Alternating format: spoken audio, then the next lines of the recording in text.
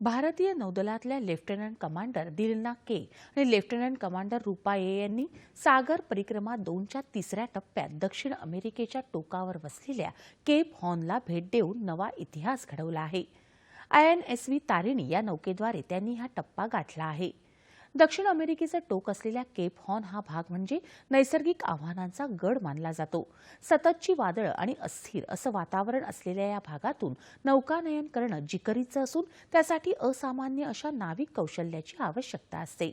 मात्र त्यावर यशस्वीरित्या मात करून दिलना के आणि रूपाए यांनी प्रतिष्ठेच्या केप हॉर्नर्स या किताबाला गवसणी घातली आहे।